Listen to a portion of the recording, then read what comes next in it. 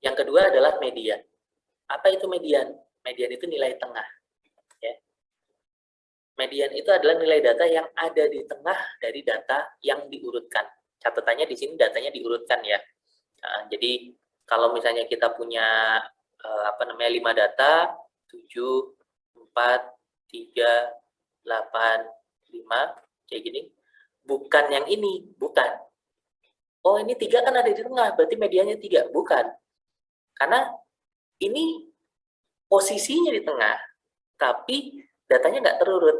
Ya, kita urutkan dulu, baru kita ambil nilai tengahnya. Ya. Karena kita mau mewakili datanya. Kalau kayak gini kan diurutin, diacak, ya jadi nggak konsisten dong. Oh iya, kalau saya nulisnya kayak gini, kalau saya nulisnya 5 yang ada di tengah, nilainya jadi 5. Ya kan? Jadi mediannya yang benar yang mana nih? Ya. Ingat, datanya diurutkan dulu, baru kita ambil nilai tengahnya. Oke. Nah, untuk data yang tidak berkelompok, ya, data tunggal, itu ada 2 cara. Kenapa? Karena kalau jumlah datanya ganjil sama jumlah datanya genap, penanganan kita berbeda. Kalau jumlah datanya ganjil, langsung kelihatan yang tengahnya mana. Gitu kan? 7, 4, 3, 8, 5, kalau kita urutkan dulu, 3, 4, 5, 7, 8 kan? Ya. Ini X1, ini X2, ini X3, ini X4, ini X5. Nah, posisi yang di tengah adalah yang ketiga. 5. Medianya 5. Kalau datanya seperti itu. Langsung kelihatan. Kalau ganjil. Kalau genap misalnya saya tambahin 1 lagi gitu. Berapa ya? 3 lagi lah. Gitu. Ya. Berarti kan waktu diurutin muncul 3. 2 kali kan. Ininya X-nya ini saya pindah. X1, X2, X3, X4, X5-nya itu adalah yang ini. Ini adalah X ke-6-nya. Titik data ke-6-nya. Ya. Titik tengahnya mana? Ya, nilai tengahnya mana? 1, 2, 3 dari kiri, 1, 2, 3 dari kanan. Tengah-tengahnya di sini kan? Tengah-tengahnya di sini nih. Berapa nilai di situ? Nggak ada nilainya. Padahal kita butuh. Gitu. Gimana?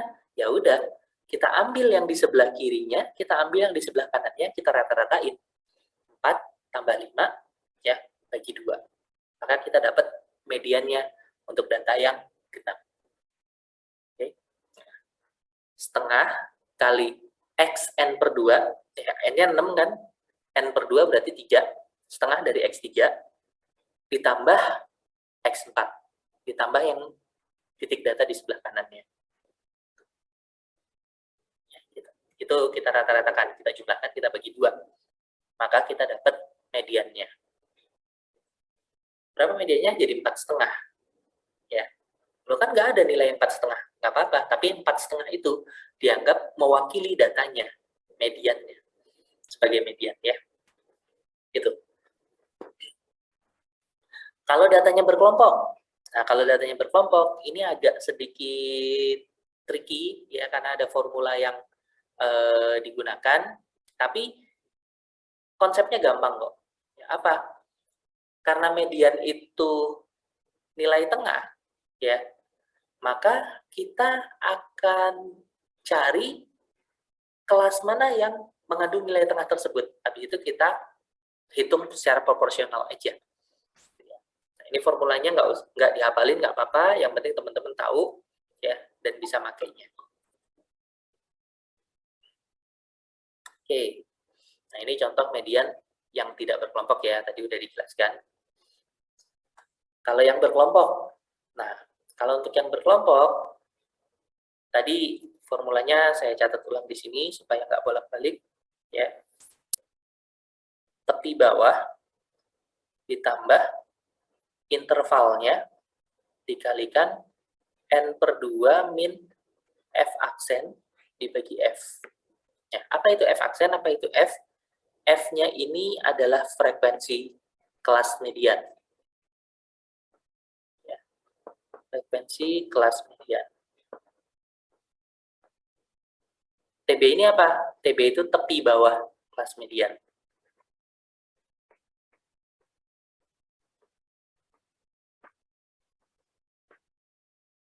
F-aksen itu adalah frekuensi kumulatif kelas sebelum kelas median ya. Catat sebelum kelas median.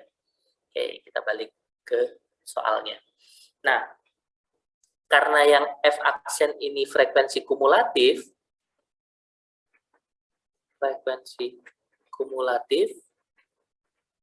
ya kita bisa kasih dulu nilainya. Berapa frekuensi kumulatifnya? Oke, data awal kita punya ini.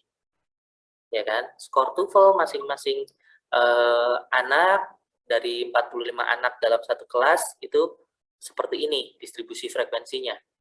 Ya. Kita bisa hitung frekuensi kumulatifnya. Oh, yang nilainya kurang dari 350 ada 4 orang. Yang kurang dari 400 ada 14 orang. Ya, dari mana? Ya ini tambah ini. Gitu kan? Yang kurang dari 450 29 orang. Dari mana? Ini tambah ini, dan seterusnya. Ya. Kita dapat nilai frekuensi kumulatifnya. Nah, dari tabel yang ini, maka kita bisa tentukan mediannya berapa. Fokus lagi ke frekuensi yang ini. Dari nilai ini, datanya ada 45 buah, titik tengahnya ada di data nomor berapa? 45 bagi 2, 22,5. Berarti di data ke-23 kan? 22 di sebelah kiri, 22 di sebelah kanan. Berarti data ke-23 itu ada di tengah-tengahnya. Oke. X23 ini adalah mediannya. Nah, data ke-23 itu ada di mana? Data ke-23 itu ada di kelas ini. Tahu dari mana, Pak? Kita bisa lihat dari frekuensi kumulatif, kita bisa lihat dari frekuensinya. Ini 4 tambah 10, 14. Ya. 14, data ke-15, data ke-16, data ke-17, ke-18, 19, 20, 21, 22, 23, itu ada di sini semua kan? Ya gitu. Atau kita bisa lihat tadi, yang skornya di bawah 450, itu ada 29 orang. Ya. Yang skornya di bawah 400 ada 14 orang. Nah, orang ke-23 itu ada di mana? Ada di posisi ini kan.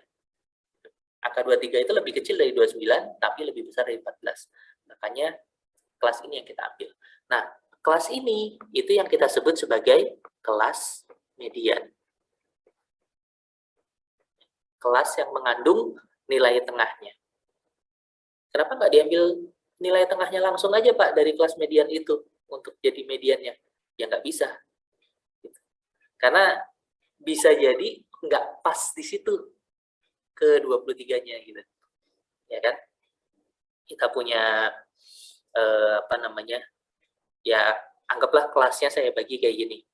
Orang ke-1, ke-2, ke-3 sampai ke-14, ini X14 ada di sini, ya. X15, X16 dan seterusnya sampai X29. Itu ada di kelas ketiga. Ya. Ini ada di kelas ketiga nih. Nah, yang data ke-23 itu kan nggak pasti tengah. Gitu. Bisa jadi agak ke sebelah kanan sedikit, bisa jadi agak sebelah kiri sedikit, bisa jadi ada mepet di pinggir sini, X23 duluan. Gitu kan. Nah, makanya kita nggak bisa langsung ambil nilai tengahnya sebagai median. Gimana? Ya udah kita hitung dengan cara ini. Apa? Intervalnya berapa? Ya. Lebar ini berapa? Oke. Habis itu kita ambil selisihnya, ya, nilai tengah tadi, indeks nilai tengah tadi terhadap frekuensi kumulatif sebelumnya. Gitu. Jadi X23 ini itu posisi keberapa di kelas tersebut? Itu di sini. Ya. X23-nya posisi keberapa? 45/2 dikurangi 14. Itu untuk melihat dia ada di posisi mana. Habis itu kita bagi dengan 15. 15 itu apa? 15 itu adalah frekuensi kelas mediannya. Kita bagi dengan banyaknya data yang ada di sini. Jadi kita ngelihat X23 posisinya secara proporsional. Ya, didapatlah nilai ini. Tepi bawahnya untuk kelas median berarti kan 399,5 ya. Ditambah intervalnya berapa? Interval kan tepi atas dikurangi tepi bawah ya. 449,5 dikurangi 399,5, 50. Ya. N per 2, N-nya itu banyak data, ada 45, dibagi 2, dikurangi frekuensi kumulatif kelas sebelum kelas median. Yang ini. 14. Dibagi frekuensi di kelas mediannya. Yang ini. Dapat, kita hitung, jangan lupa hitung perkalian duluan ya. Habis itu kita dapat angkanya. Oh, ternyata mediannya 427,83. Benar nggak segitu? Kira-kira segitu gitu. Pastinya berapa kita nggak tahu karena informasinya udah blur. Dengan kita mengelompokkan seperti ini, informasi sebenarnya itu udah apa namanya jadi buram. Ya, tapi nilai ini itu bisa kita anggap sebagai median dari data berkelompok ini.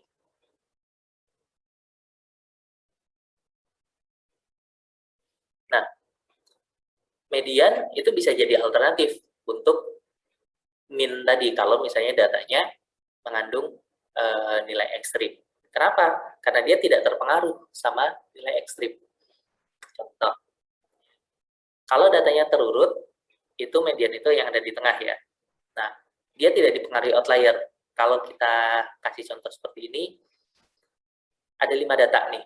1, 2, 3, 4, 5. Ya. Titik tengahnya ada di sini kan? 3 kan? Kalau misalnya data kelimanya itu adalah nilai ekstrim, 100. Gitu. Ya nggak ngaruh. Kenapa? Karena dia tetap ngitung 1, 2, 3. Posisi ketiganya di mana? Ya. Ada satu yang nyebrang jauh gitu. Nah, nggak terlalu mempengaruhi nilai tengah tersebut.